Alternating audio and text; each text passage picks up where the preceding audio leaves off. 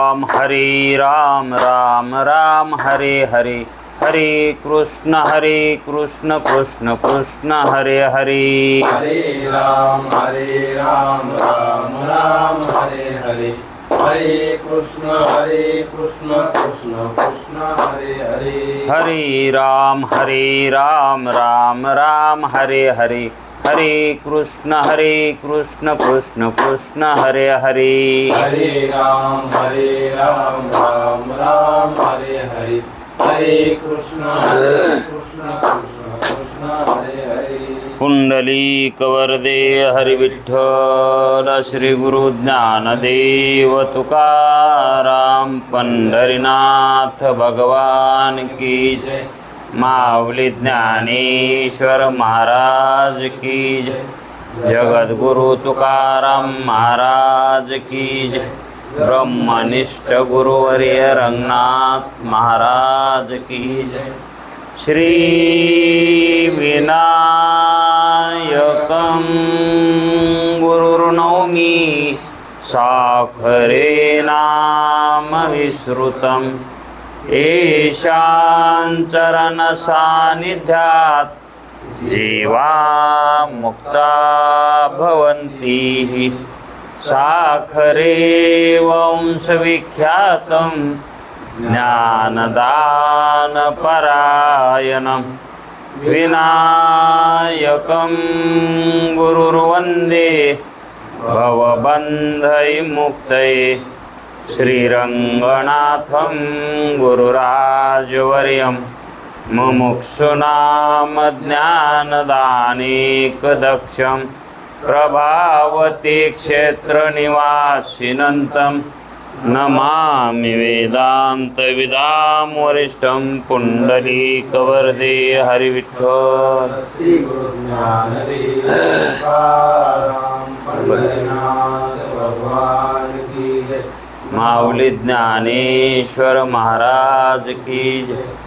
जो आनंद सत्य प्रकाश, विभू आणि आधार नाम रूपास, बुद्धी न जाणे आणि जाणे ही त्यास, तो अपार शुद्ध परमात्मा मीच्याशी।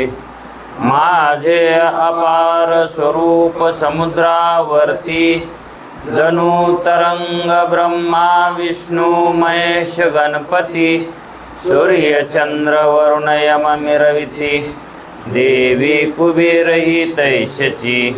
जो सर्वज्ञानी दयाघन, मुनी हृदयी ज्याचे करीती ध्यान, त्याचे बुद्धी उपाधी करुण, मिथ्या भान मजची माझी होतसे। ज्याच्या अज्ञाने भाषे जगत, जसा दोरीवरी सर्प दिसत, परी दोई ठाईना सर्प जगत, हे स्वतंत्र आणि स्वयं ब्रह्म मिथ्याशी। पुण्य पुरुषी सदैव निष्काम, बोध प्राप्ती कारणे भजावा राम। तो मिथ्या हे आत्माप्त काम, तरी नमन कवना करावे म्या। जयांचे केलिया स्मरण, सकळ विद्येचे होय अधिकरण, तेची वंदू श्रीचरण श्री गुरूंचे, हे नमस्कारो आता। चला विचार सागर तरंग 7वा, परिच्छेद 7वा, समाधीचे वर्णन।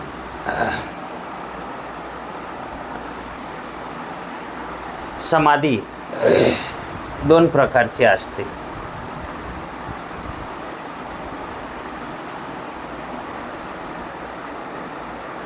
सविकल्प समाधी आणि निर्विकल्प समाधी। सविकल्प समाधी म्हणजे काय आणि निर्विकल्प समाधी म्हणजे काय, हे कळालं नसलं तर आणखी ऐका। त्रिपुटी सहित, त्रिपुटीच्या भानासहित जी वृत्ती असते तिला सविकल्प समाधी म्हणावं. आणि त्रिपुटीच्या भानारहित जी वृत्ती असते तिला निर्विकल्प समाधी म्हणावं. त्यालाच शब्दानुविद्ध सविकल्प समाधीला म्हणतात. आणि सविकल्प समाधीमध्येच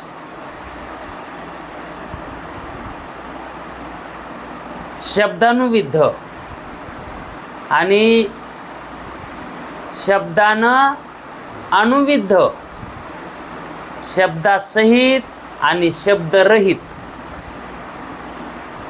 असे दोन प्रकार आहेत तिचे. कोणाचे? सविकल्प समाधीचे. मी ब्रह्म आहे या शब्दाने अनुविद्ध म्हणजे सहित तो शब्द अनुविद्ध. मी ब्रह्म आहे शब्दानंच सांगावं लागेल, शब्दासहित आहे ती, आहे का नाही. म्हणून जरी ब्रह्मज्ञान झालं आणि शब्दानं जर कथन करण्यात येत असेल तर त्याला सविकल्प समाधी म्हणावं.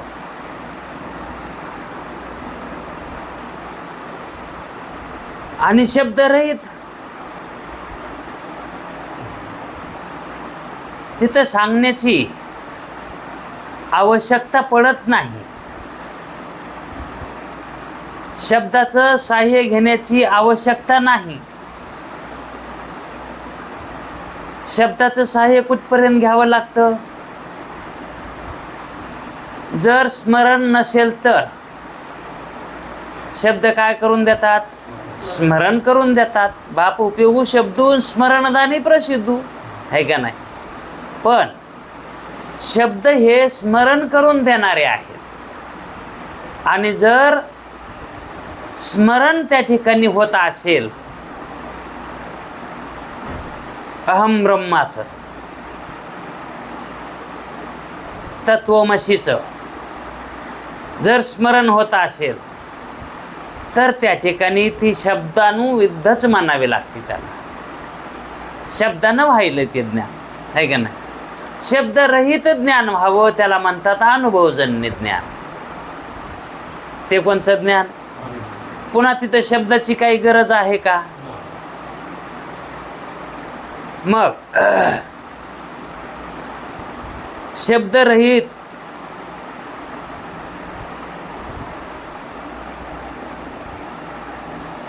त्याला अनुविद्ध म्हणतात. म्हणजे अनुविद्ध शब्दानुविद्ध आणि अनुविद्ध असे ह्या शब्दानं सांगायचं म्हटलं तरीही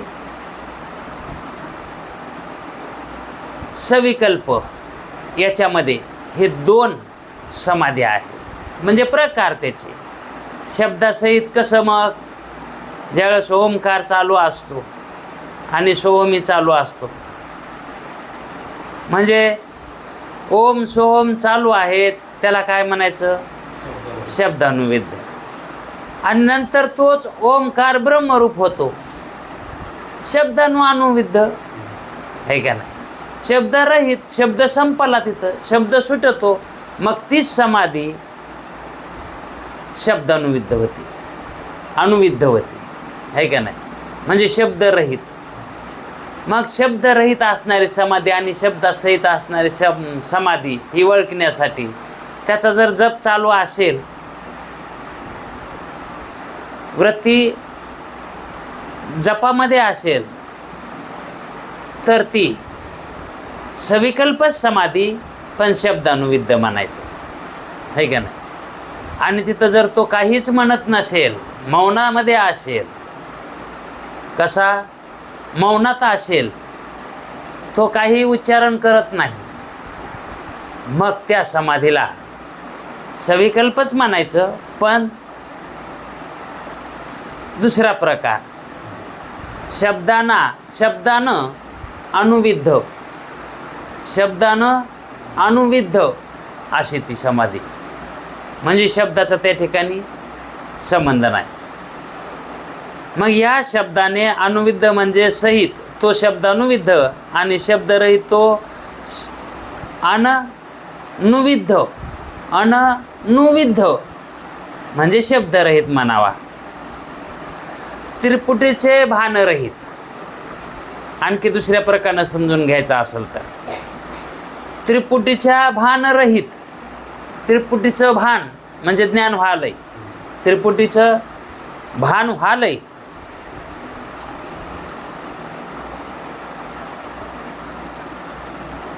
अगोदर भानरहित सांगायले, त्रिपुटीचे भानरहित, त्रिपुटीचं भान नाही. त्रिपुटीचं भान कवर आहे? जोपर्यंत वृत्ती शिल्लक आहे आणि साक्षीत्वही शिल्लक आहे, तोपर्यंत त्रिपुटीचं भान राहणार, है की नाही. पण अखंडकार वृत्ती आहे. वृत्ती कशी आहे? अखंडकार आहे, पण भानरहित आहे. भानरहित म्हणल्यावर अखंडकारच राहणार ना वृत्ती, है की नाही. आणि ती अंतःकरणाची जी स्थिती आहे, त्या अंतःकरण वृत्तीची जी स्थिती आहे, तो निर्विकल्प समाधी म्हणावा. तो कोणचा समाधी? मग अखंडकार वृत्ती आहे अंतःकरणाची, आणि मग त्या ठिकाणी शब्दही नाहीत. मग तो सविकल्प कसा होईल? तो निर्विकल्प, है का नाही. मग निर्विकल्प म्हणजे काय? तर अंतःकरणाची जी स्थिती आहे वृत्तीची, ती अखंड ब्रह्माकार होणं, अखंड, त्याच्यामध्ये खंड नाही, जात येत नाही, सारखी आहे, त्याला म्हणायचं अखंड ब्रह्माकार झालेली वृत्ती. ती वृत्तीची स्थिती, अंतःकरणाची स्थिती निर्विकल्प समाधी आहे ते. मग याला निर्विकल्प म्हणायचं. आता सविकल्प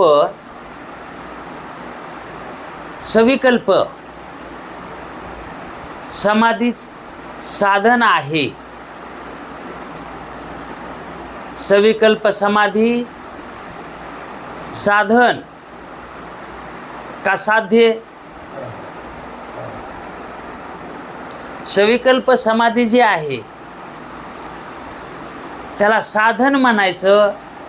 आता हे सविकल्प समाधीमध्ये काय आहे? वृत्तीसहित आहे, भानासहित आहे, है का नाही. भानरहित आहे का? नाही, है का नाही.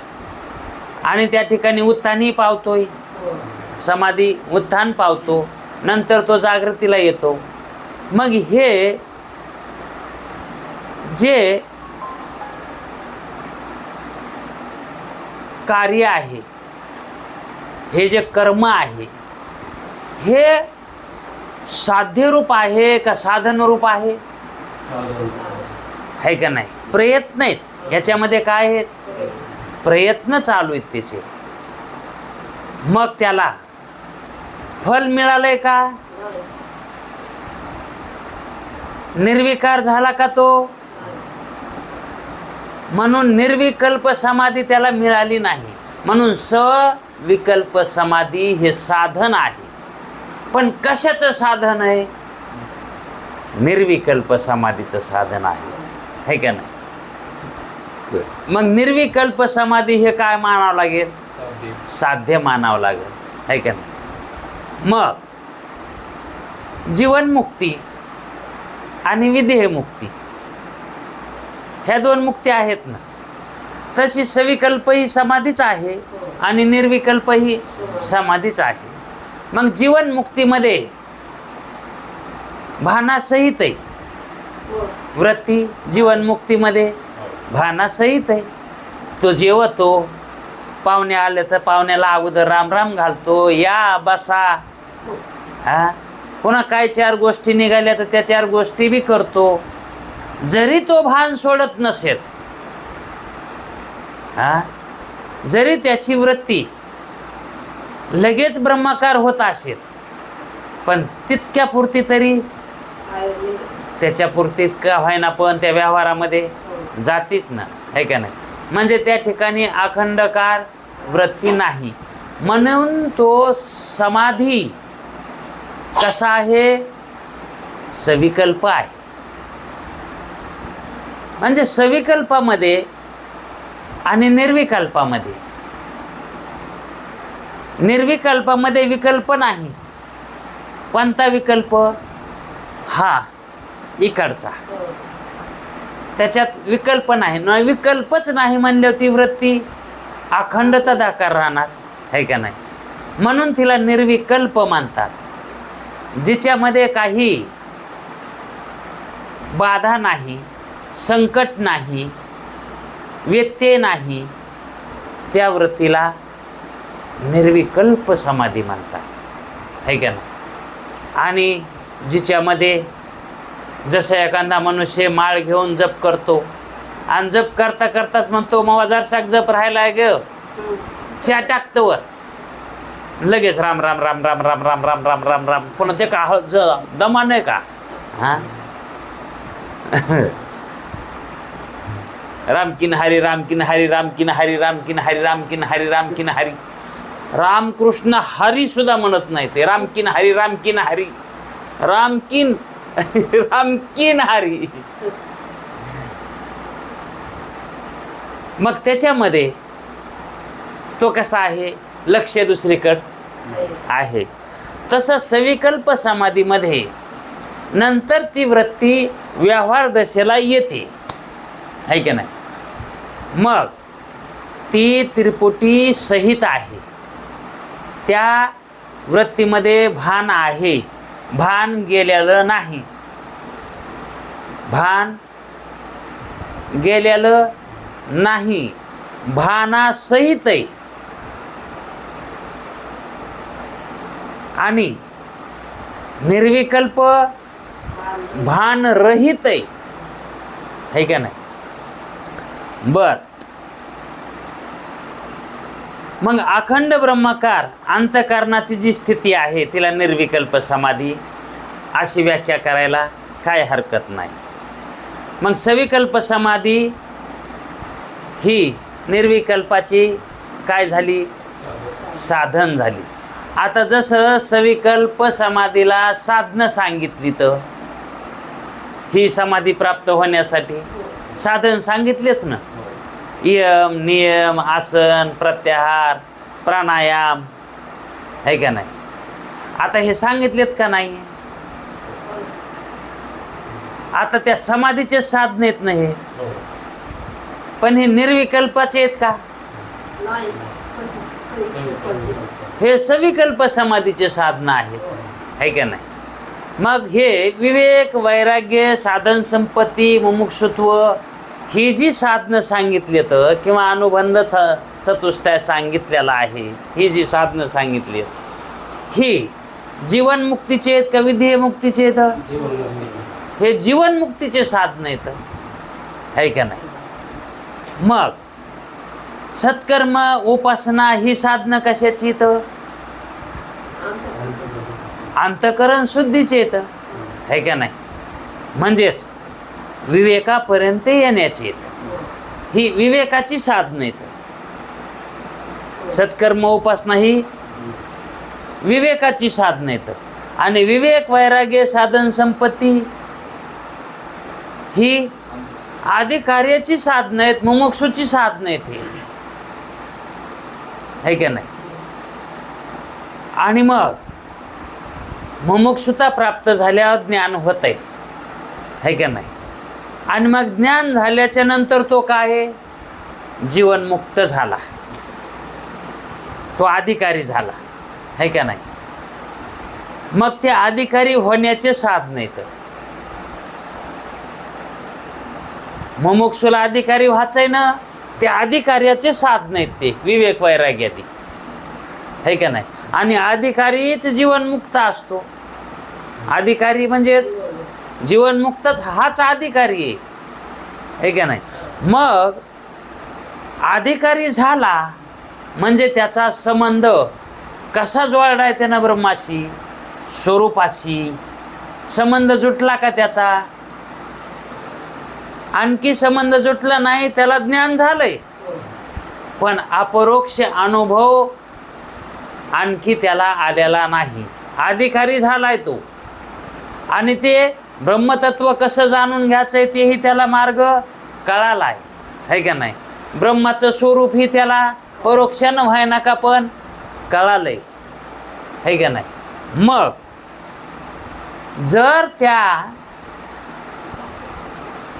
जीवनमुक्ताला विधेयमुक्त व्हायचंय, जीवनमुक्ताला विधेयमुक्त, कारण जीवनमुक्त का तो मी जीव मानतच नाही. अधिकारी पुरुष मी जीव मानतो का, तो मी जीव आहे असं म्हणतच नाही, है का नाही.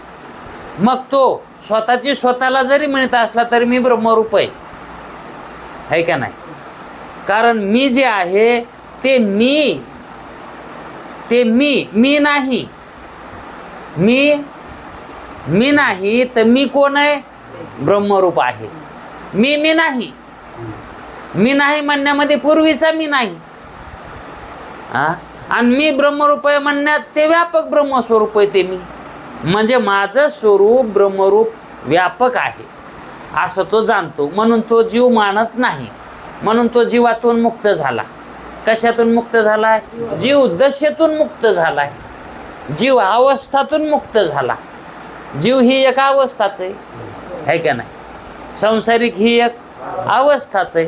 त्या अवस्थातून मुक्त होणे म्हणजे जीवनमुक्त, आहे का नाही. मग पूर्णता कशात आहे, जीवनमुक्तीत आहे का विधेयमुक्तीत आहे, विधेयमुक्तीत आहे का नाही. आणि तीच विधेयमुक्ती प्राप्त करून घ्यायची. मग त्या विधेयमुक्तीला साधन काय, आता जीवनमुक्तीसाठी केली इतके साधन, आता पुन्हा अजून कोणते साधन करावं बाबा. तो परमार्थिक म्हणून हे काय चाललंय परमार्थाचं, असं हे कुठवर बी साधनं सांगत कवर साधनं करावं. साधनामध्येच कितीतरी जन्म होते ना करता करताच. पण साधनाला साधन आहे. कशाला साधन कसे येतं, वरच्या साधनाला खालचं साधन आहे का नाही. म्हणजे तुटक थोडंच आहे ते. अहो खालचं साधन करीत असतानाच वरचं प्राप्त होतंय, ते करीत असतानाच. खाल्ल्याचा तो साधन त्याचं पूर्ण झालं की वरल्यातच गेला ना ते. अहो चौकटीतून बाहेरून एखाद्याने ढकलून दिलं, तो बाहेरच्या घरातच गेला की. त्याला पुन्हा घरात जायची काय गरज आहे का. तसा विवेकी पुरुष हा वैराग्यवानच असतो, होतो. वैराग्यवान पुरुष साधन चतुष्टय संपन्नच होतो. साधन चतुष्टय संपन्न पुरुष मुमुक्षुच होतो. तो होतोच, पण ते साधन पूर्ण व्हायला पाहिजे. ते पूर्ण झालं की पुढच्यातच ना, है का नाही. 10वी पास झाला की त्याला विचारलं कितवीला आहे, आता 11वीला बसायचंय म्हणते. ते म्हणत नाही मी 10वी पास आहे. तो म्हणतो का मी 10वी पास आहे. आता मी कॉलेजला जाणार आहे आणि 11वीला मी आता टीसी घालणार आहे, हे का नाही. ॲडमिशन कशात घेणार, 10वीत थोडंच घेणार. म्हणून तो 11वी सांगतो. म्हणजे 11वी प्राप्त आहे तिथं, आता प्रवेश आहे त्याच्यामध्ये. तसं एक साधन झालं की दुसऱ्या साधनात प्रवेश आहे. एक साधन झालं की दुसऱ्या साधनात प्रवेश आहे. तसं या सविकल्प समाधीला साधनं सांगितली, तर हे साधनं सांगितलेत, हे साधनं केले की जीवनमुक्तच आहे. हा, आणि जीवनमुक्त झाला की तो विधेयमुक्त होणारच आहे. पण कधी जीवनमुक्तीमध्ये जर त्यानं विधेयमुक्तीचे संस्कार लावून घेतले तर तो ते संस्कार घेत असतानाच विधेयमुक्त आहे. हा, जीवनमुक्तीमध्ये विधेयमुक्तीचे संस्कार लादून घेत असतानाच तो काय आहे, ते घेताना ते संस्कार प्राप्त करूनच घ्यालाय ना, म्हणजे विधेयमुक्तच व्हालाय. म्हणजेच विधेयमुक्तीचं साधन काय आहे, जीवनमुक्ती. म्हणजेच जीवनमुक्ती सिद्ध परिपक्व हे कशात करायची असते, जीवनमुक्तीतच. विधेयमुक्ती परिपक्वता ही कशात करायची आहे का नाही. आणि जीवनमुक्तीची परिपक्वता साधनामध्येच करायची आहे का नाही. म्हणजेच फळाला येण्यासाठी फांदीची म्हणा किंवा त्या ढाळीची आवश्यकता असते. कशासाठी, कारण फळ हे शेवटी आहे. फळ कसं आहे, शेवटी आहे का नाही. आणि त्या फलाला आधार साधन म्हणून ही साधनच असतात. आधार म्हणून साधनं कोणती, ही साधनच आहेत. म्हणून तर त्याचं नाव साधन ठेवलंय. साधनाला साधन कोण म्हणले, ते साधन आहेत म्हणून, साधून देतात म्हणून ते येणे साधती साधने तुटती भवाची बंधने. म्हणून ही तर काय म्हणतात की विधेयमुक्तीची जी मुक्ती विधेयमुक्ती आहे तिचं साधन कोणती, जीवनमुक्ती. म्हणून निर्विकल्प समाधीचं साधन कोण होणार, मग सविकल्प समाधी होणार आहे का नाही. म्हणून ज्ञानानं व्यापक चैतन्याचं ज्ञान होतं, म्हणजे ब्रह्माचं ज्ञान होतं आहे का नाही. आणि योगानं आत्म्याचं ज्ञान होतं. मग व्यापक आत्म्याचं होतं का संकुचित आत्म्याचं, संकुचित आत्म्याचं होतं. मग ज्ञानानं जे प्राप्त होती समाधी, ज्ञानानं जी प्राप्त होती ती निर्विकल्प समाधी, आणि योगानं जी प्राप्त होती ती सविकल्प समाधी आहे का नाही. जर योगानं प्राप्त झाली निर्विकल्प समाधी, ती समाधी प्राप्त झाल्याचं त्याला साक्ष्या असते का, कारण तो योगातून पुन्हा जागा वृत्तीवर येणारच नाही ना. निर्विकल्प जर झाला तर त्याच्यातून तिथं त्याला सविकल्प समाधीचं ज्ञान झालं, म्हणजे तिथं अनुभव त्याला आला, आत्म्याचं तिथं ज्ञान झालं. आत्म्याचं ज्ञान होत असतंय, पण आता आपण फक्त हे करायचं, त्याला बाधित करायचंय. ते जर समाधीमध्ये आत्म्याचं ज्ञान झालं तर ब्रह्माचं ज्ञान कसं करून घ्यायचं. आत्म्याचं ज्ञान होईल ते संकुचित म्हणूनच, आकारमान म्हणूनच. जेवढा देह आहे तेवढंच ज्ञान होणार. मग आपलं स्वरूप तेवढंच मानल्यावर वृत्ती व्यापक झाली का, आणि वृत्ती व्यापक झाल्याशिवाय मोक्ष प्राप्ती नाही. म्हणजेच फल प्राप्त झालं का मग. म्हणून योगामध्ये फल अर्धा आहे किती? अर्ध फल आहे, अर्ध. आणि मग अर्ध्या फलावर, अर्ध्या जेवणावर, अर्ध्या गोष्टीवर, अर्धा ऐकण्यावर समाधान होत असतंय का? अर्धच ऐकलं का नाही, समाधान होत नाही. उलट संशय वाढतो. अर्ध्यामध्ये काय होतंय? संशय वाढतो. म्हणून योग्यांचा संशय गेलेला नसतो. कोणाचा? योग्याचा संशय गेलेला नसतो.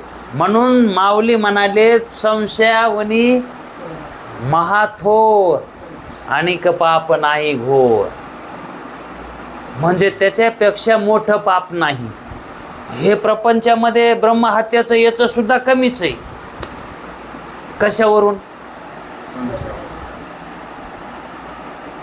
संसारात जरी समजा एखाद्याच्या हातानं ब्रह्महत्या झाली, गोहत्या झाली, हे केवढाले पाप येतं. पण माऊली म्हणतात संशयापेक्षा ते लहान आलेच येतं. ते पातक. मग संशय हे महापातक का म्हणून सांगितलंय? हा इथला संशय, योग्याचा संशय सांगायचा आहे. कारण त्यानं आत्मा जाणलाय, पण आत्मा ब्रह्मरूप आहे हे जाणलं नाही. संशय शिल्लक राहिला. आपण तर देहा एवढाच आत्मा जाणलाय, किंवा अंगुठ्या एवढाच है का नाही, किंवा एखादा प्रकाशच आपण दृष्टीनं पाहिलाय, आणि आपण ते आत्म्याचं ज्ञान झालं, आपण त्याला आत्मा म्हणायलो. आणि इकडं तर ब्रह्म कसं आहे? व्यापक आहे. मग व्यापक ब्रह्माचं ज्ञान, त्याच्यात संशय. व्यापक ब्रह्माचं ज्ञान झालं नाही, मग आत्म्याला कसं ब्रह्म म्हणावं? संशय. आत्मा तर आपण कसा बघितलाय? संकुचित बघितलाय. आणि आत्मा तर ब्रह्मरूप आहे. मग आत्म्याचं ब्रह्मरूपानं ज्ञान झालं का? आत्म्याचं ब्रह्मरूपानं ज्ञान योग्याला होत नाही. त्या योग्याला ज्ञानानेच ब्रह्माचं ज्ञान करून घ्यावं लागतं. आत्म्याचं, आत्मा ब्रह्मरूप आहे हे ज्ञानानंच त्याला सिद्ध करून घ्यावं लागतं. मग तो पूर्ण होतो. तो योगी केव्हा झाला? मग तेव्हा पूर्ण झाला. म्हणजे संशय तेव्हा गेला त्याचा, है का नाही. मग महापाप का म्हणले माऊली त्याला? तिथपर्यंत गेलाय. म्हणजे किती त्यानं कष्ट केले असते, किती जन्म त्यानं परमार्थ केला असेल आत्मज्ञान होण्यासाठी. आणि तिथं जाऊन जर ब्रह्मज्ञान प्राप्त होत नसेल तर तिथं संशय शिल्लक राहिलाय. मग किती ते पाप मानावं लागेल त्याला. कारण तो संशयच ब्रह्मज्ञान होऊ दे नाही त्याला, है का नाही. म्हणजे हातावर आलेलं सुद्धा खाता येई नाही. हातावर आलेलं आहे ना. अहो एखाद्याला मिळाच ना ती गोष्ट निराळी म्हणतो आपण, पण ज्याला हाय ते सुद्धा त्याला खाता येईना. ज्याला मिळाना ते मग जास्त पापी का ज्याला मिळायलंय असून खाता येई नाही ते पापी, आहे का नाही. तसं आत्मप्राप्ती होऊन सुद्धा ज्याला ब्रह्मप्राप्ती व्हाय नाही असून, आता आत्मा ब्रह्मरूपच आहे ना. मग ते आत्मा ब्रह्मरूप असून ब्रह्मरूप वाटाना, हा संशय. मग हे महापातक म्हणलेत माऊली. मग तो निर्विकल्प समाधी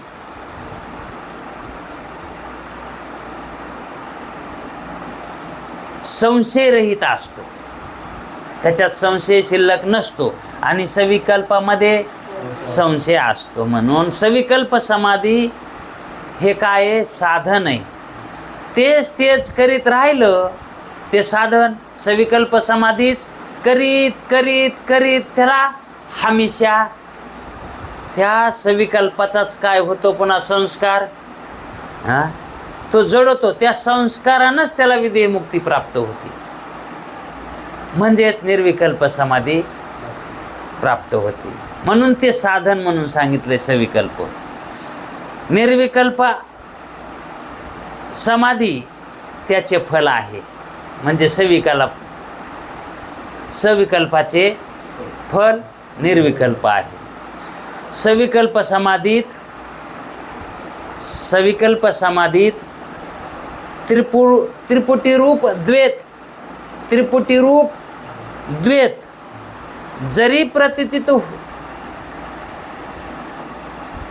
होतो,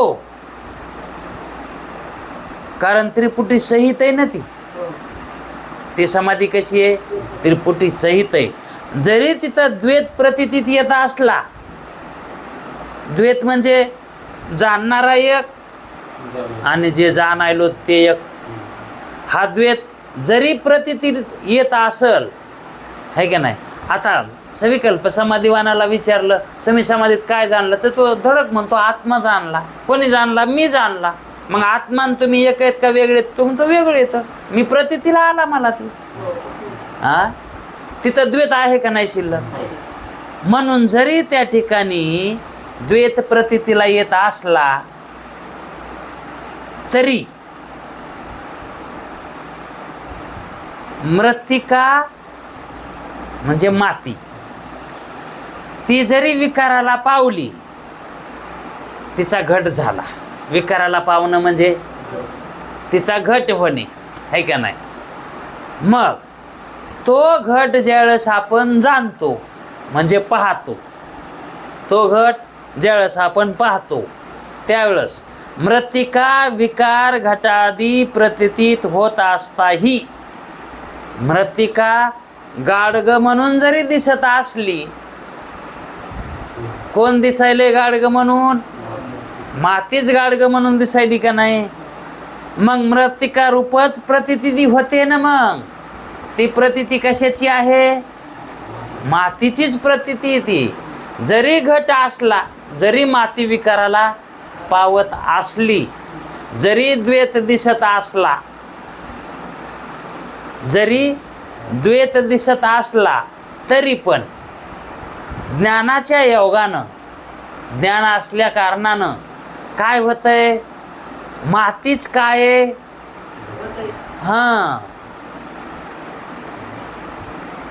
ही मातीच काय झाली?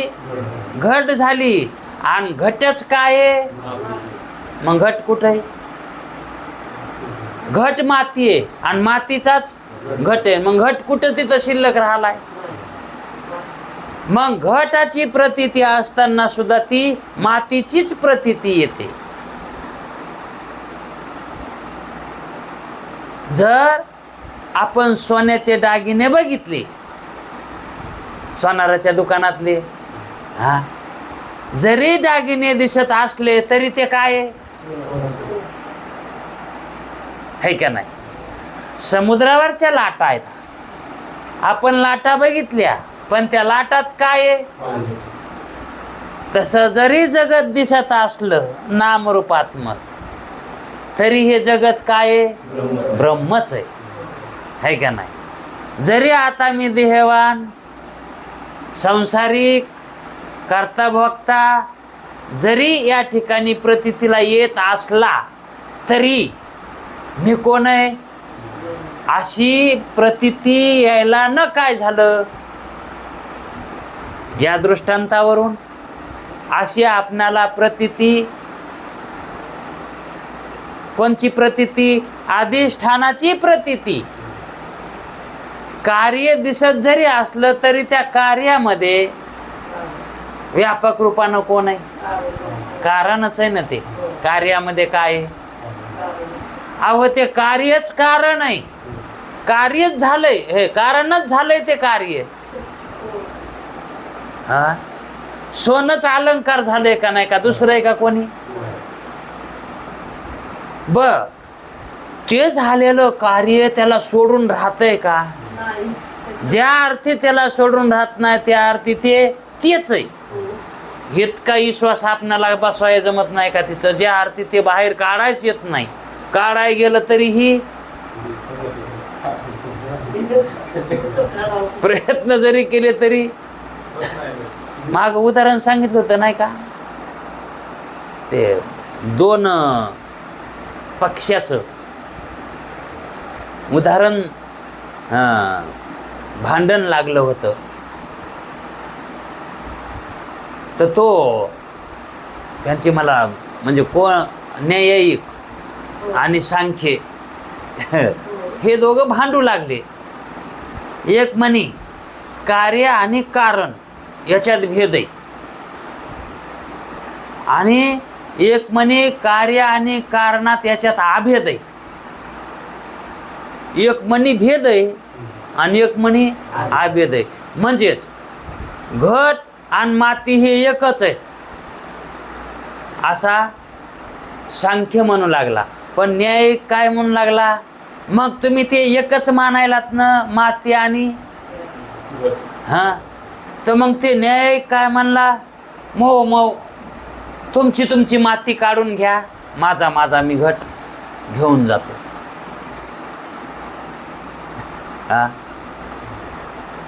तुम्ही म्हणायलात ना भेद याच्यात. सांख्य काय म्हणला, तुमचा घट आहे ना, तुम्ही भेद मानायलात ना, तुम्ही त्याला घट म्हणायलात ना, मग तुमचा याच्यातला घट घेऊन जा बरं, मै माती राहू द्या तिथंच, माती मै. पण ते न्यायिक काय म्हणला, मग तुम्ही उपासाला केळच का म्हणून खातात, त्या केळाचं ते खाल्लं ते धंड असतं ना ते बुड, ते का म्हणून खात नाहीत.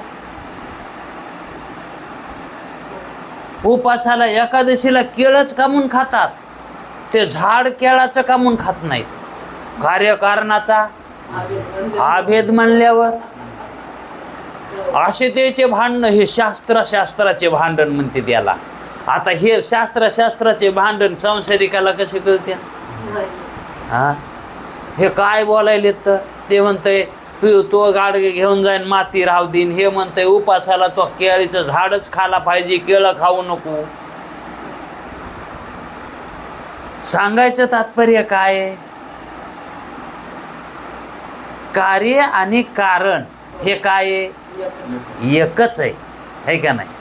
तसं जीवनमुक्ती काय आणि विधेयमुक्ती काय ही एकच आहे.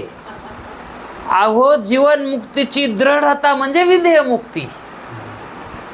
जीवनमुक्तीची दृढता, अभ्यास, निश्चय, दृढ निश्चय, अनुभव पक्का झाला म्हणजे तीच काय आहे, तीच विधेयमुक्ती आहे. विधेयमुक्तीमध्ये तुमच्या मनानं काय वृत्ती नष्ट होते का? विधेयमुक्तीमध्ये जशी जीवनमुक्तीमध्ये वृत्ती असते, अज्ञानासहित असते, आणि विधेयमुक्तीमध्ये वृत्ती स्वरूपाकार झालेली असते, है का नाही? इतकाच फरक आहे. त्या कारण तो तसा कशामुळे झालंय, तुका म्हणे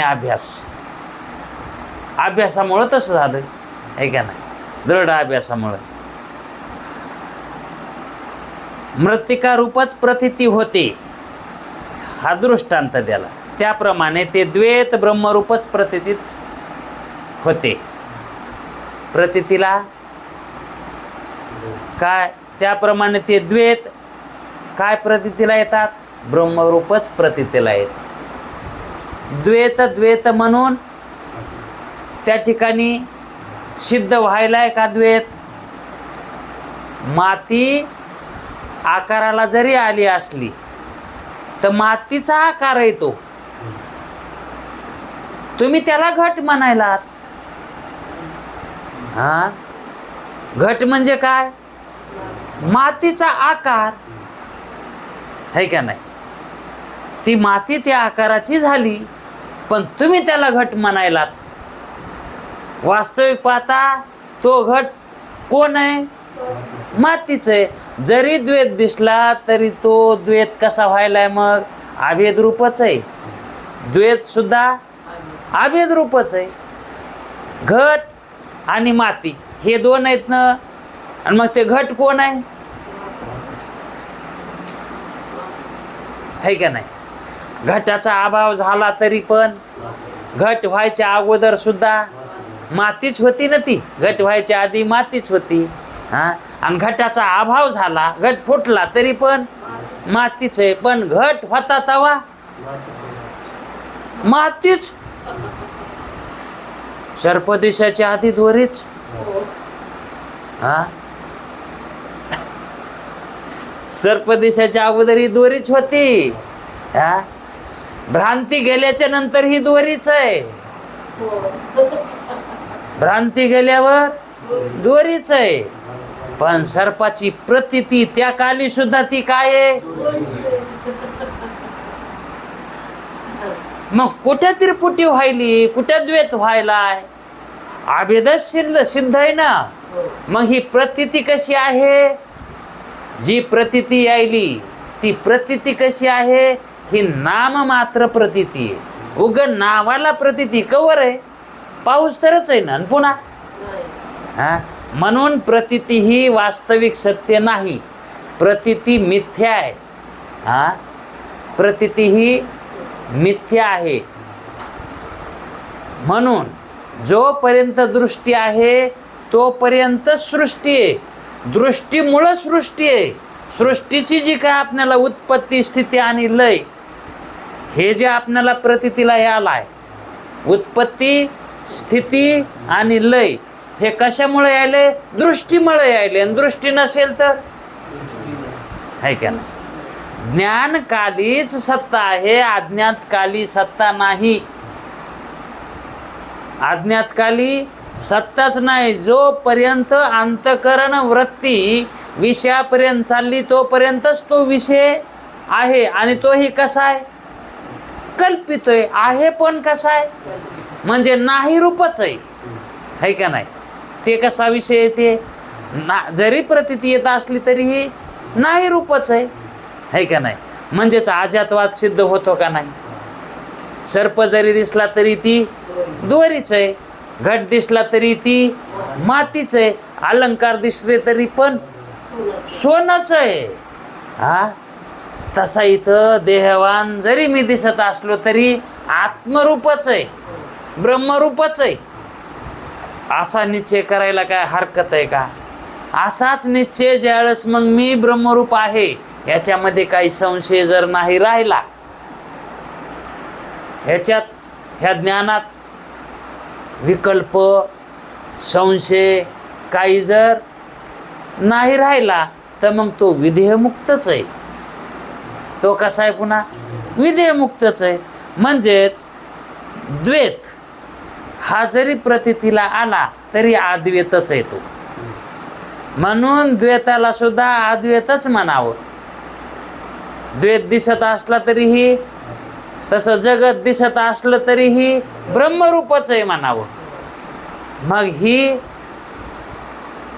संताला अनुभूती आलेली होती. म्हणून त्यांनी काय सांगितलंय? संत व्हा, मुमुक्षु व्हा. संत म्हणजे मुमुक्षु व्हा आणि अशी अनुभूती घ्या. कोणती? विष्णुमय जगत. कारण तुम्ही वैष्णवाच्या धर्मात आलात ना, मग त्या धर्माचा नियम आहे तो विष्णुमय जगत. हा वैष्णवांचा धर्म आहे. आणि जर भेद पाहत असाल तर ते अमंगळ आहे. भेदभ्रम अमंगळ आहे, ते अमंगळ आहे का नाही? पण ते निश्चयानं भेद जरी दिसला तरी तो अभेदच प्रतीतीला येतो, आहे का नाही? त्याप्रमाणे ते द्वैत ब्रह्मरूपच प्रतीत होते. निर्विकल्प समाधीतही ते द्वैत, हे निर्विकल्प समाधीतही म्हणजे विधेयी मुक्तीतही ते द्वैत, हे जगत असतेच. विधेयमुक्त कुठं वावरतो? जगतातच वावरतो ना. त्यावेळेस जगत हे द्वैत असतंच, आहे का नाही? परंतु हे महत्वाचं आहे. आता तो जगातच वावरतो म्हणजे द्वैतातच वावरतो, परंतु कसा वावरतो तो? पाण्यातील मिठाप्रमाणे. पाण्यात जर मिठाचा खडा टाकला तर खडा दिसतो का?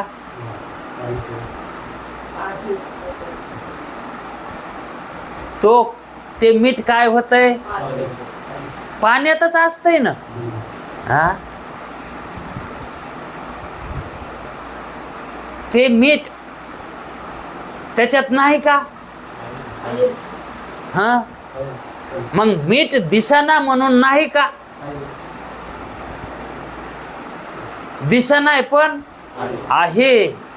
तसा तो दिसत नसला तरी पण तो जगातच असतो. हा, जर तो विधेयमुक्त म्हणून नाही वाटला तरी पण तो विधेयमुक्त आहेच, आहे का नाही? मग त्याला कोणी दोष द्याला तरीही निर्दोषच आहे. दोष द्याला तरी निर्दोषच आहे. आणि कोणी त्याला वाहवा जरी केली तरी पण तो घेत नाही. आणि कोणी शाबासकी दिली तरी घेत नाही. आणि कोणी त्याला द्वेष केला तरी तो घेत नाही. म्हणजे त्याची स्थिती कशी असते? आकाशासारखी झालेली असते. जसा आकाशाला रंग लावता येत नाही, लावणाराच्याच अंगावर पडतो रंग, है का नाही? आकाश न लगे लेपू जैसा, जो नेंदे ती नेघे स्तुती तेस लागे, आकाश न लगे लेपू जैसा. कोणी निंदा केली तरी बी त्याला काय वाटत नाही, कोणी स्तुती केली तरी काही वाटत नाही. असा त्याचा अद्वैत भाव दृढ झालेला असतो. त्यालाच निर्विकार समाधी म्हणायचं. त्याचीच निर्विकार समाधी. कशी? मिठाप्रमाणेच, पाण्यातल्या मिठाप्रमाणेच. त्याची कोणत्याही रीतीने प्रतीती होत नाही. त्याची कोणत्याही रीतीने म्हणजे विधेय मुक्तीचं असं पाहता येतंय का? काही विधेय मुक्तीचं लक्षण पाहता येत नाही. मग आता सुषुप्तीमध्ये आणि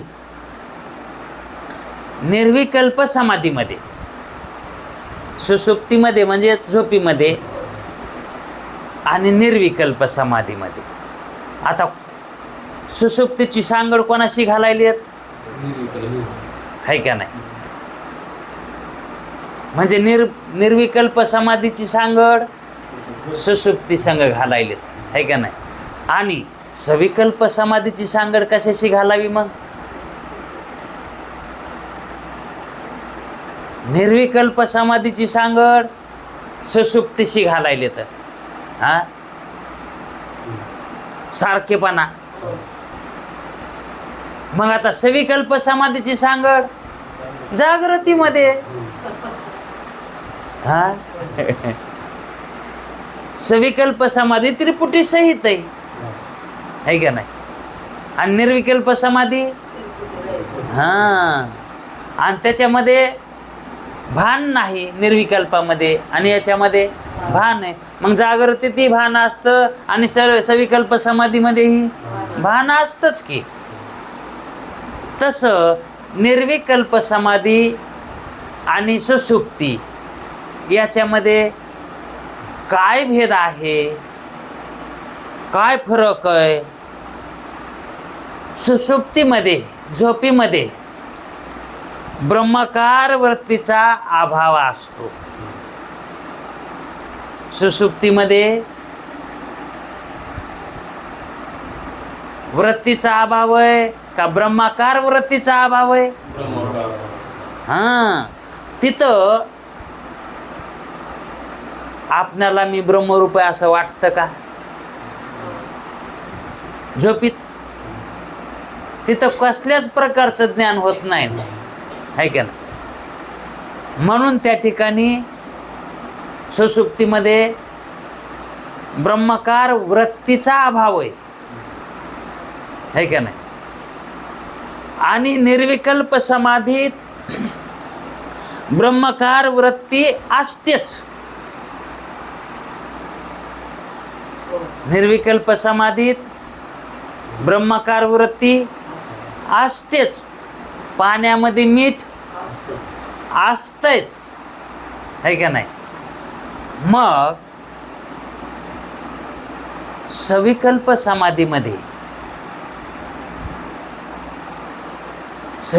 समाधीमध्ये आणि निर्विकल्प समाधीमध्ये जसा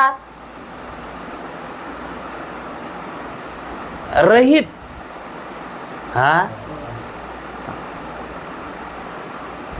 म्हणजे सविकल्प समाधी ही त्रिपुटी सहित आणि निर्विकल्प समाधी त्रिपुटी रहित. मग आता या दोन्हीची सांगड म्हणजे खरी निर्विकल्प समाधी कशी मग सांगायची, त्याच्यासाठी निद्रेस्थितीचा जोड घालून बघितला, समतोल करून बघितला, तर निद्रा आणि निर्विकल्प समाधी ह्या सारख्याच का? सारख्याच आहेत. फक्त काय फरक आहे, तर झोपीमध्ये ब्रह्माकार वृत्ती नसते आणि निर्विकल्प समाधीमध्ये वृत्ती ब्रह्माकारच असते. हा फरक आहे. परंतु तिचे निर्विकल्प समाधीत ब्रह्माकार वृत्ती असतेच, आहे का नाही? परंतु तिचे भान होत नाही. कशाचे? निर्विकल्प समाधीमध्ये वृत्ती काय होते? ब्रह्माकारच होते ना, ब्रह्मरूपच असते. पण तिचं भान होत नाही. आता झोपेमध्येही भान आहे का नाही? इकडेही भान होत नाही आणि तिकडेही भान होत नाही. इकडं ब्रह्मरूप झाली म्हणून त्या ठिकाणी भान होत नाही. म्हणजे ती अद्वैतात, म्हणजे वृत्ती आणि ब्रह्म एकरूप होतंय, आहे का नाही? वृत्ती आणि ब्रह्म एकरूप झाल्यामुळं तिथं भान घेणारं कोणी शिल्लक राहत नाही. म्हणजे साक्षी आभास म्हणा, आभास तर नाहीच, पण कळण्यासाठी साक्षी सुद्धा त्या ठिकाणी साक्षी भाव बी राहत नाही ना, जाणणारा. मग तिथं प्रकाशन कसं होईल तिचं? म्हणून ते काय म्हणतात तिथं, परंतु तिचे भान होत नाही. कशाचे? त्या ब्रह्माकार वृत्तीचे. मी ब्रह्मरूप आहे असं त्या ठिकाणी निर्विकल्प समाधीमध्ये होत नाही. तुम्ही म्हणता कसं का व्हायला पाहिजे ना? म्हाताऱ्या माणसाला विचारा बरं, तुम्हाला का वाटतंय का आता मी नवरदेव आहे म्हणून? म्हातारा माणूस तो म्हणतो का मी नवरदेव आहे म्हणून? आणि त्याच्या बायकोला विचारावर तुमचा नवरा कोणचा आहे, ती सांगते हे आमचे मालकच आहेत. मग तिचं ते मालक नवरा असणं, मग तो नवरदेवच आहे किंवा तो नवरदेव आहे. पण नवरदेव मानायचं सुद्धा त्याच्या ठिकाणी भान. आता कशाला म्हणेन ते नवरदेव? कारण ते सामान्य होऊन गेलाय ना. नवरदेव कसा होता तवा होता, एक दोन लेकरं होऊस तर त्याला सही असं ना, आपण नवरदेव होतो. म्हातारपणी सही राहत असते कुठे आपण नवरदेव म्हणून आठवण राहते का? तसं ब्रह्माकार वृत्तीमध्ये ब्रह्माकार वृत्ती ही कुठे असते? निर्विकल्प समाधीमध्ये. आणि निर्विकल्प समाधीमध्ये मग मी ब्रह्मरूप आहे असं भान होईन का? मग भान रहित असते ती. आणि सविकल्प समाधी भानासहित असते, कारण तो नुकताच नवरदेव झालेला आहे. सविकल्प समाधी म्हणजेच नुकताच मुक्त झालेला आहे. कोण मुक्त? जीवन मुक्त. तो जीवातून नुकताच मुक्त झालाय म्हणून नवरदेव. आणि तो जीवन मुक्त आता तो म्हातारा झाला, मग तोच काय झाला आता? म्हाताऱ्यासारखा त्याला आठवण सुद्धा नाही. आता आपण जीवनमुक्त तर नाहीच नाही मात्र मी ब्रह्मरूप आहे हे सुद्धा त्याच्या लक्षातून, कारण तेच ते तर तेच मी कसं म्हणेल ते, आता तेच ते ना, मग तेच मी कसा म्हणेल. म्हणून ते म्हणतात निर्विकल्प समाधीत ब्रह्माकार वृत्ती असतेच, परंतु तिचे भान होत नाही. तिचं भान होत नाही. भान होईल तर तो सविकल्प समाधी होईल ना हो. मग भान जर झालं तर, कारण भान कशात असतंय? सविकल्पामध्ये असतंय. मग तो सविकल्पच समाधी झाला म्हणावं लागेल. म्हणून भान होत नाही असे म्हटले. आम्ही का म्हणून सांगितलंय तसं म्हणले? भान होत नसतंय त्याच्यात. कशाचं भान? आपण कोण आहेत याचं भान होत नाही. मग अस्तित्वाचं भान नसतं का? अस्तित्वाचं असतं. अस्तित्वाचं आहे रूपानं असतं, फक्त आहे. पण कोण आहे हे सांगता येत नाही. कोण आहे हे सांगता येत नाही. काय नाव घ्यावं? नाव आहे का त्याला? त्याला नाव आहे म्हणावं तर त्याचं नाव कोणीतरी ठेवलेलं आहे. मग त्याचं नाव कोण ठेवील? त्याच्यापेक्षा मोठं असन कोणतरी तेच ठेवील ना. हे झाल्यावर ठेवलंय. मग ते झालेलं आहे का? झालेलं असतं त्याचं नाव असतंय, म्हणजे झालंच नाही, है का नाही? ते झालंच नाही ना. मग ते अवस्था कशी आहे ती?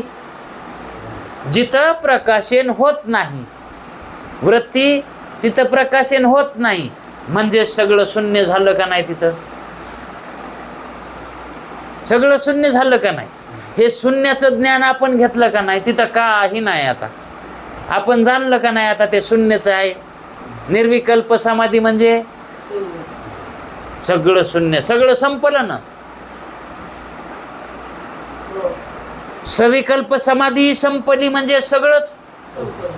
भाव संपला, अभाव संपला, सगुण संपलं, निर्गुण संपलं. कारण तिथं वृत्तीच काय झाली? ब्रह्माकार झाली. जे काय प्रकाशन करणार आहे ती वृत्तीच काय झाली? ब्रह्माकार. आणि ब्रह्म कसं आहे मग त्या ठिकाणी? ते स्वतःचं सुद्धा प्रकाशन करत नाही. ते स्वतःच करत नाही तर दुसऱ्याचं कशाला करेल? म्हणून ते कोणाला जाणीत नाही, आणि त्याला बी कोणी जाणीत नाही. मग ते कसं झालं? ते आता निराळच झालं ना ते. एकटेच झालं ना. मग एकच पदार्थ आहे. समजा आपण एकटेच आहेत. कुठं? वनामध्ये आपण एकटेच आहेत. मग त्या ठिकाणी मी एकटाच आहे असं विज्ञान होईल का आपल्याला? हायच एकटा, तर तिथे एकट्या कसा? ते सुद्धा भान राहणार नाही. अहो जर समजा वनामध्ये आणखी झोपला, तो वनात तो झोपला, आणि झोपीमध्ये ज्ञान असतंय का? मग त्या झोपणाऱ्याला आपण आहोत याचं तरी भान असतंय का? आणि तिथं जर दुसरं कोणी असेल तर म्हणेल तो अमुक अमुक नावाचा मनुष्य झोपलेला इथं. दुसरं कोणी असेल तर, पण वनात तो एकटाच झोपलाय, दुसरं कोणी नाही बी. मग तो झोपणाऱ्याकडून बी प्रकाशन होत नाही, आणि दुसरं कोणी प्रकाशन करणारं नाही तिथं. ब्रह्मामध्ये दुसरं कोणी नाही. आणि तो एक आहे तिथे कसं आहे? झोपलेलं आहे. मग त्या ठिकाणी प्रकाशन कोणाकडून होणार? है का नाही? आणि वृत्ती जी होती ती प्रकाशन करणारी तिथं काय झाली? ती विरघळून गेली, त्याच्यातच लय पावली. मग त्या ठिकाणी काय झालं? सगळं म्हणजे शून्यच झालं ना. प्रकाशन नाही म्हणल्यावर तिथं कामून शून्य म्हणावं लागायलंय. तिथं एक बी म्हणायला तो उरला का? मी एक आहे, मी एक आहे असं म्हणायला तरी तो कोण उरले का तिथं? म्हणून शून्य. म्हणून तिथं काय? शून्य. हे ब्रह्माचं ज्ञान होण्याच्या अगोदर शून्याचं ज्ञान व्हावं लागतं. हा, शून्याचं ज्ञान झाल्याशिवाय निवृत्ती नाही. हा, निवृत्ती कशात आहे? शून्यात निवृत्ती, ब्रह्मात निवृत्ती नाही. हा, शून्य निवृत्ती रूप आहे, ब्रह्म निवृत्ती रूप नाही. ब्रह्माला निवृत्त, त्याला सगुण बी मानता येत नाही आणि निर्गुण बी माना येत नाही ना. हा, मग आपण निर्गुण निर्गुण धरलं तर मग निर्गुण मानता आलंय. हा, पण शून्याचा पासोडा झाडीला, निजी पहुडला निजत्वे, तिथं शून्यवाद यावा लागतो अगोदर, नंतर त्या शून्यवादाची काय झोळी तपासावं लागती. ह्या झोळीत काय आहे का? जर त्या झोळीमध्ये काही नाही जर सापडलं तर त्या ठिकाणी ते रिकामी मानावं लागते झोळी. आणि त्या झोळीमध्ये लवंग जरी सापडली तरी सविकल्पच मानावं लागेल. हा, आता या ठिकाणी शून्यवाद हा का सांगावा लागतो? कारण निवृत्ती करण्यासाठी शून्यवादाचीच गरज आहे. निवृत्तीसाठी संपलं संपलं, संपणं म्हणजेच काय? हा, मग तुम्ही निवृत्त केलं, निवृत्त केलं, काय निवृत्त केलं? जे द्वैत होती, तिरपटी होती, ते काय केलं? निवृत्त केलं ना. मग निवृत्त केल्यावर कोण झालात तुम्ही? शून्य झालात ना. हा, संपलं म्हणल्यावर काही नाही, आता काही नाहीच ना. आता मग काही नाही, काही नाही हे कोण जाणायले? आता काही नाही हे कोण जाणायले? याचं कोण प्रकाशन करायले?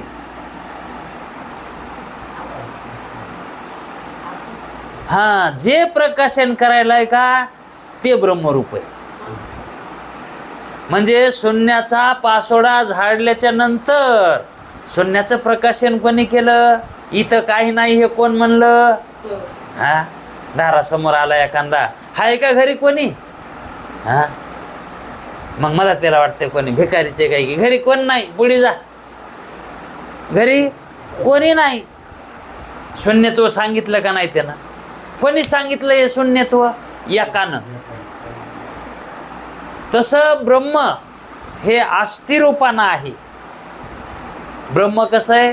अस्थिरूपानं आहे आणि बाकीचं सगळं निवृत्ती रूपानं आहे. ते सोडून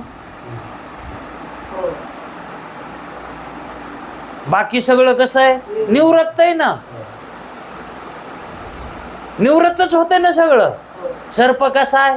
निवृत्ती रूप आहे का दोरी निवृत्ती रूप? सर्प निवृत्ती रूप आहे. हा, आणि दोरी सगुण रूप आहे. दोरी सगुण आहे आणि सर्प निर्गुण आहे, है का नाही?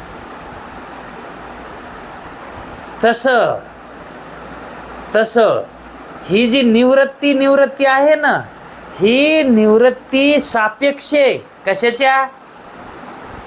आता आला बघा शब्द आपण माहिती, सापेक्ष.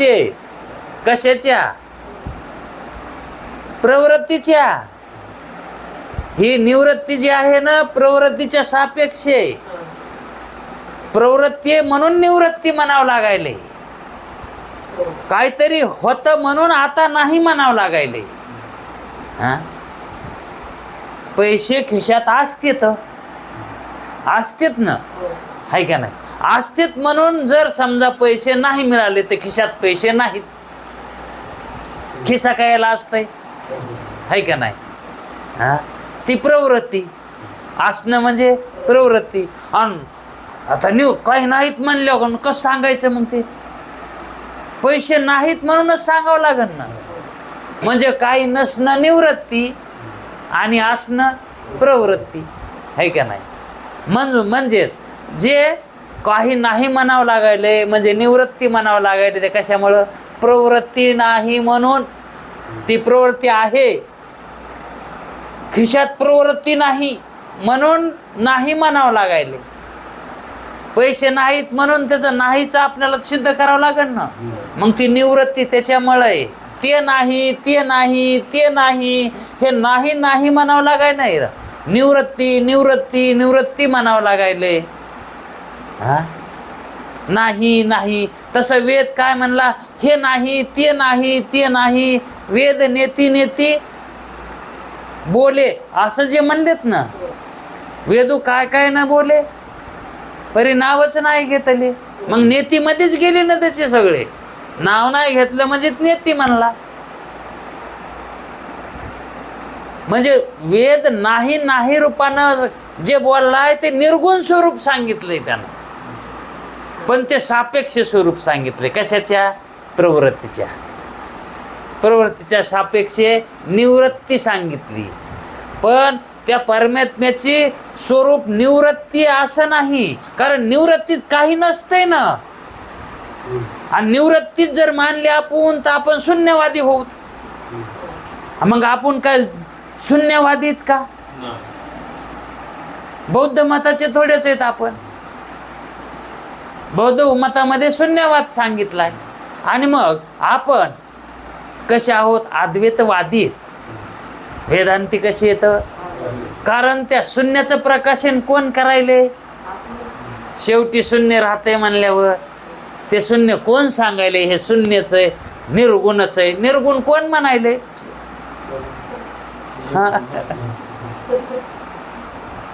म्हणजेच कोणीतरी एक आहे म्हणून त्या ठिकाणी एक उरत आहे. म्हणून तो एक जे आहे तोच परमात्मा आहे. तो एक जे उरत आहे ना, जे उरलेलं आहे ना, ते तेच आहे. आता शून्य सुद्धा घालविलंय. शून्य येऊन ते सुद्धा सगळं संपून शून्य येत आहे आणि ते शून्य बी उडून दिलं. हा, मग पुन्हा काहीच नाही का?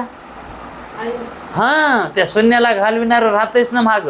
मग त्या एकाला घालविणारं कोण आहे? एकाला कोणी घालू शकतं का? हा, मग तसे आपण जे आहोत ते एक आहेत. आपल्याला कोण घालविणार आहे? स्वप्न घालवीन, जागृती घालवीन, सुसुप्ती ह्या अवस्था घालवी त्यात का? हा, मग कोण घालविणार आहे? आपण कुठं जातच नाहीत तर कोण घालवीन? हा, घालवायला कोणी नाहीच तर आहे का नाही? कल्पनेची बाधा मग ज्याला लागली, हा, मग ते म्हणते मला येणं मारलं. आई मला येणं मारलं, आहे का नाही? ते कल्पनेमध्ये सगळं. सगळा जो व्यवहार कसा आहे हा कल्पने प्रवृत्तीमध्ये आहे. ही वृत्ती प्रवृत्त व्हायली म्हणून त्या ठिकाणी हा प्रपंच व्हायलाय. वास्तविक पाहता हा प्रपंच वृत्ती हे काही नाही. हे काय आहे? आपल्याच ठिकाणी आपल्यालाच खेळायचे म्हणून आपणच कल्पित उपाधीचा स्वीकार केलाय. तीच उपाधी आपणच मानली ना आपणच तिच्यात खेळायलो. याला म्हणायचं अद्वैतवाद. हा काय? अद्वैतवाद. वेळ भरपूर झालाय. जास्त नसतो पांगलो तर हे होतं, पण पांगलोत आपण. थोडं राहिले ते आता उद्याच्या वेळात घेऊ. पुंडलिक वरदे हरी